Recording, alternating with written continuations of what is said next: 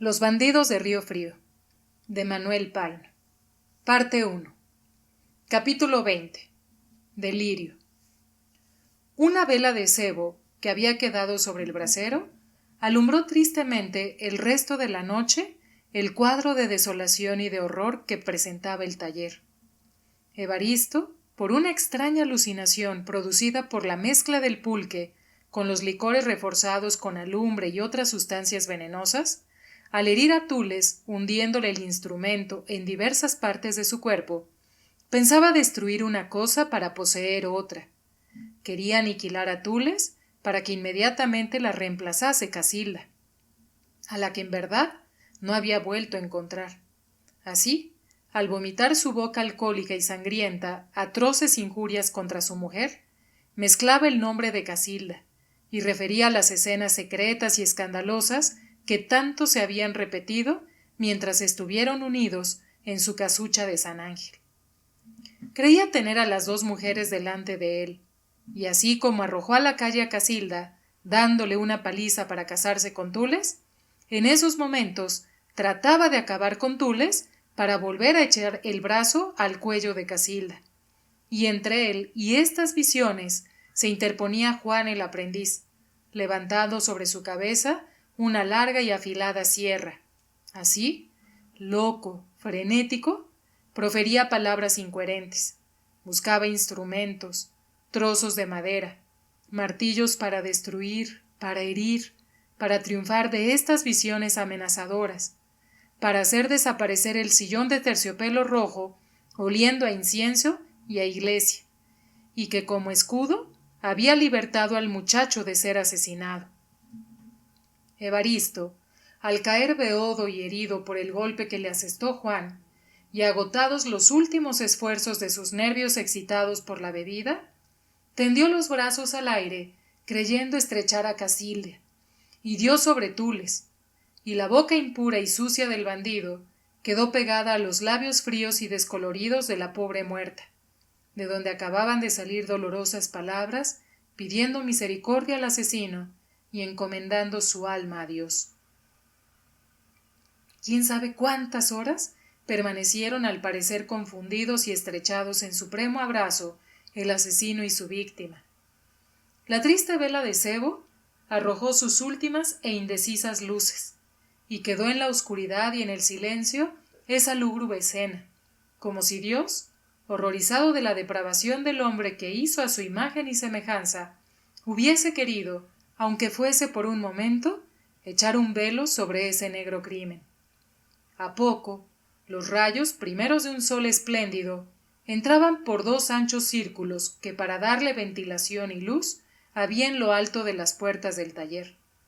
Juan, envuelto en las astillas, en los trozos de madera tallados, en los modelos de cartón que servían al hábil tornero para sus esculturas, había permanecido inmóvil, y como muerto, detrás del milagroso sillón, que olía a incienso y a iglesia, y que estaba resquebrajado y hecho trizas por los golpes furiosos de Evaristo. Al tratar de guarecerse detrás del sillón, y esta fue quizá su fortuna, cayó y dio su cabeza contra el banco, y la emoción y el golpe lo privaron del sentido. Repuesto ya, se incorporó. Se limpió los ojos muchas veces, sin cesar de mirar hacia donde estaba el cuerpo sangriento, y con los cabellos erizados y las manos crispadas, mientras más miraba, creía que era presa de una horrible pesadilla.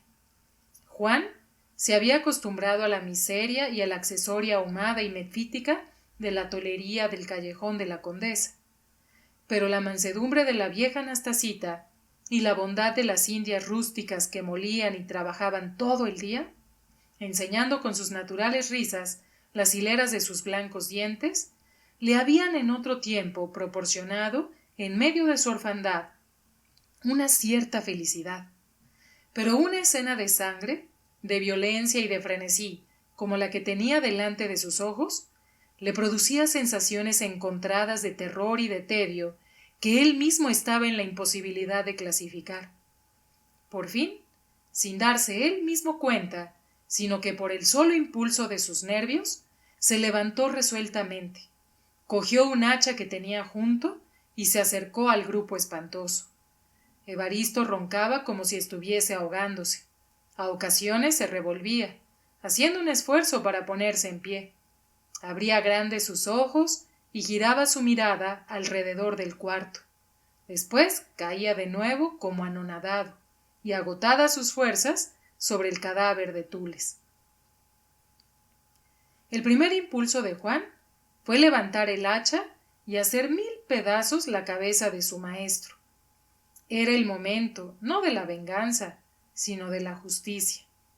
Allí pagarla los golpes, las humillaciones, el hambre que le había hecho padecer sin enseñarle en compensación ni aun los primeros rudimientos del oficio, empleándolo solo, como si fuese una bestia bruta, en dar vueltas al torno. Pero esto no era nada. Su maestra, su pobre maestra, que lo había querido como a un hijo, que por defenderlo se echaba encima a cada día las iras del marido, su maestra tan buena, tan joven, tan bonita, estaba tendida nadando en su sangre, que aún brotaba de los muchos agujeros que Evaristo le había hecho con el formón. Era la hora y la oportunidad propicia para el castigo, pero en esos momentos Juan deseaba que el tornero se levantase y lo reconociese, que tomase otra hacha y entonces entablar una lucha a muerte hasta hacerse pedazos, hasta formar una especie de escultura con sus carnes, como formaban con los trozos de madera.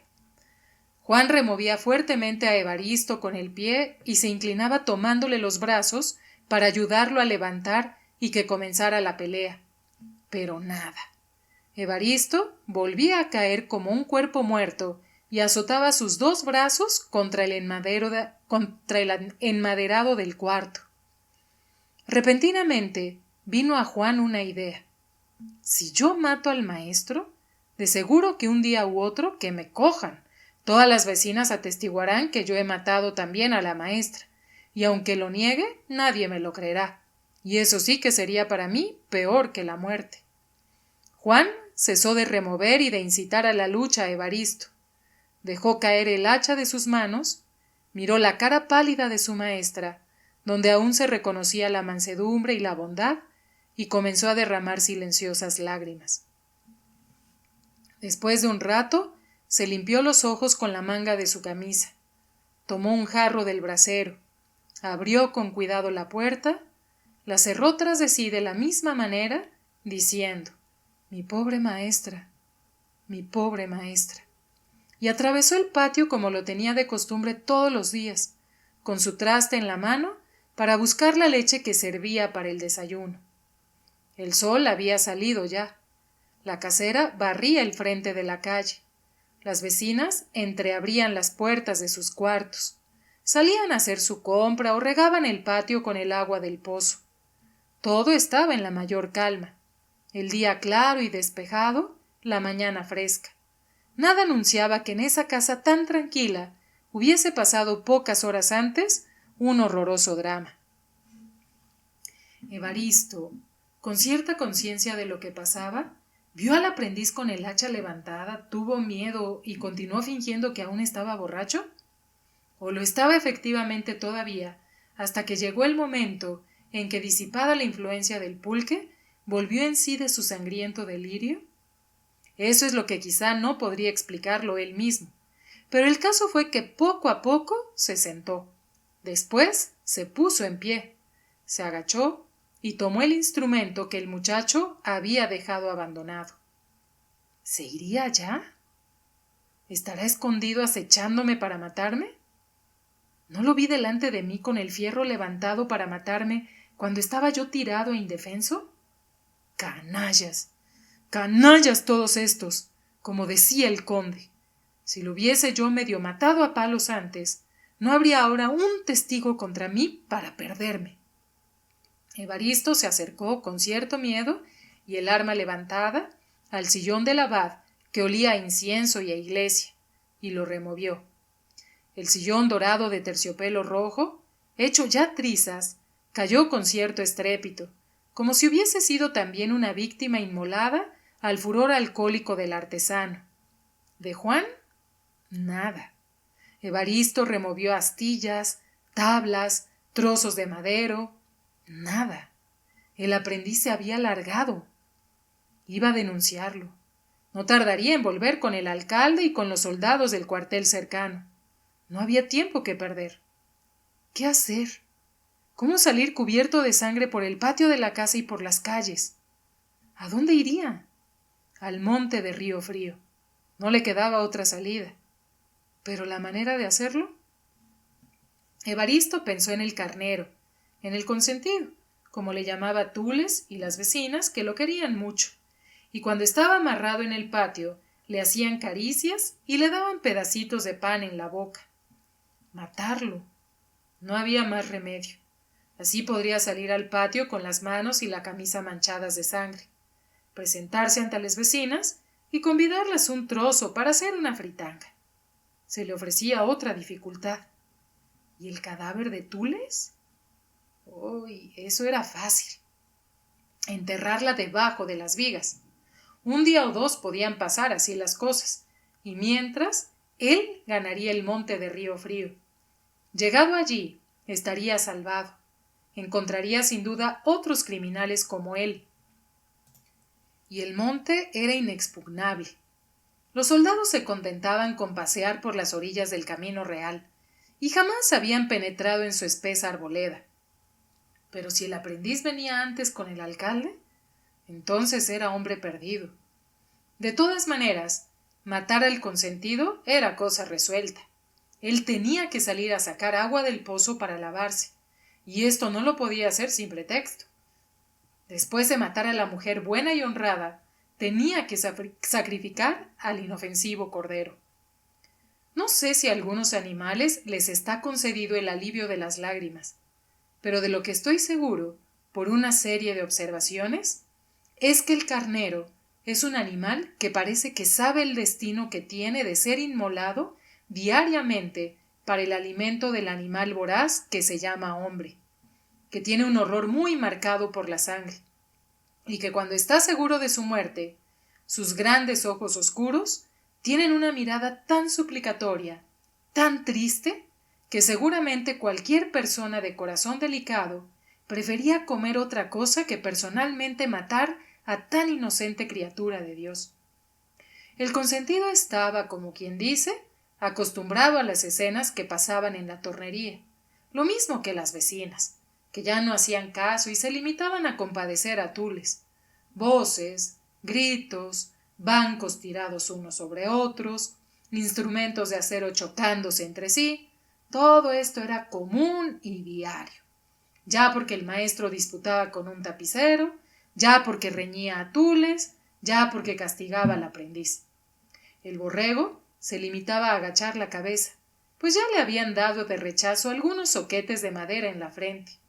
O si estaba suelto, salía como disimuladamente al patio, hasta que, aplacada la tormenta, Tules lo llamaba para darle de comer.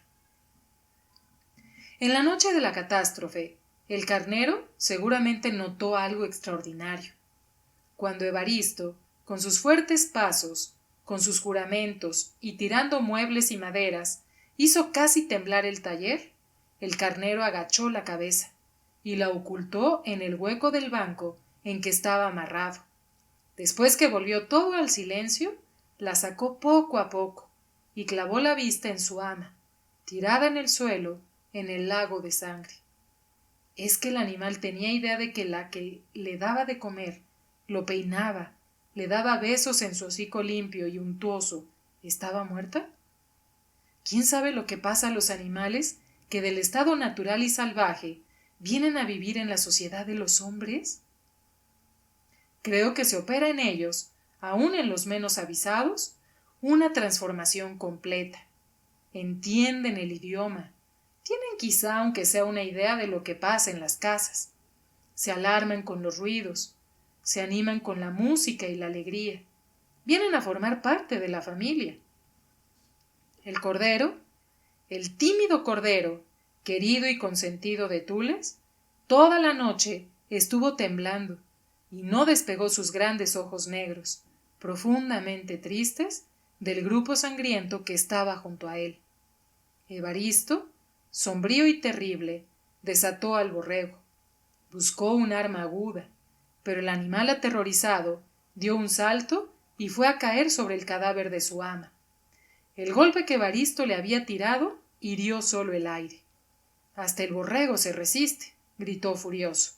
Su lana está manchada con sangre, y será una prueba. No puedo dejarlo vivo. El aprendiz no tardará en venir. Y tiró otra puñalada al borrego, tan inútil como las otras. Entonces se entabló una especie de lucha. Los golpes se amortiguaban en la esponjada lana. Ya era mucho. El aprendiz estaría quizá en la puerta con el alcalde. Evaristo quiso salir de esta situación. Tomó una pesada garlopa y acertó un golpe tremendo que partió la frente del carnero, el que cayó medio muerto sobre el cuerpo de Tules. Bien, dijo Evaristo, por ese lado he concluido, pero no hay que descansar. Como mejor pudo, se limpió la sangre de la cara y barbas, mudó la camisa y las calzoneras del Sanlunes por otras viejas que usaba para trabajar.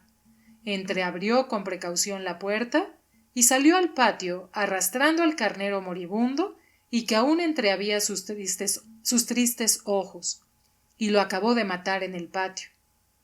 —¿Pero se ha vuelto usted loco, don Evaristo? —le dijeron las vecinas que ocupaban un cuarto frente al suyo.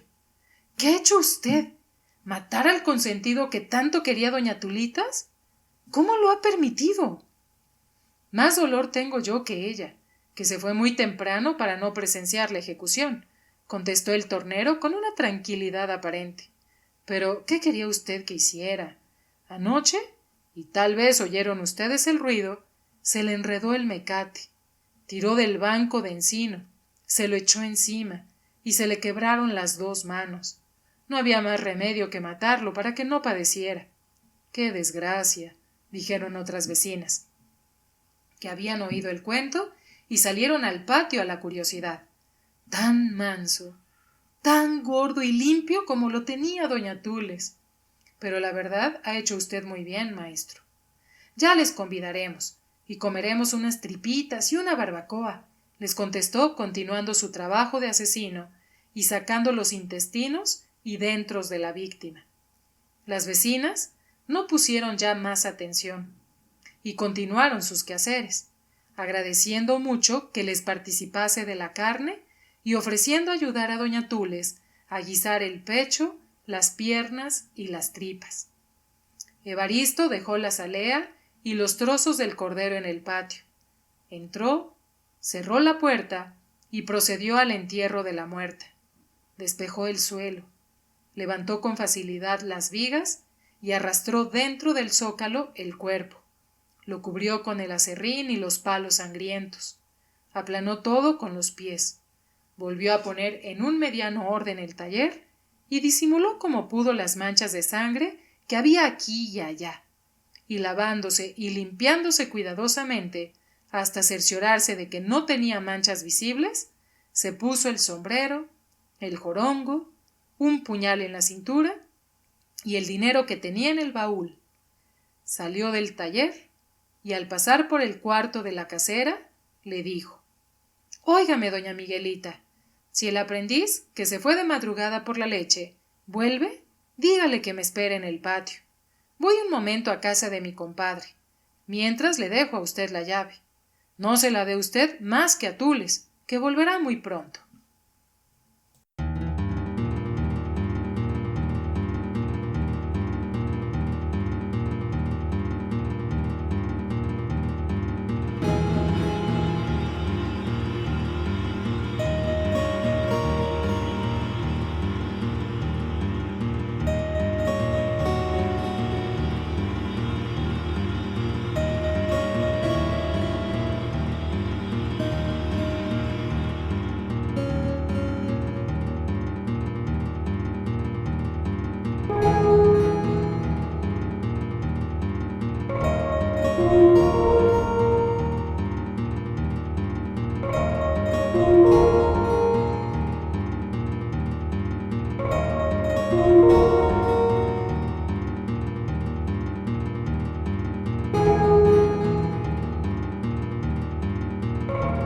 Thank you.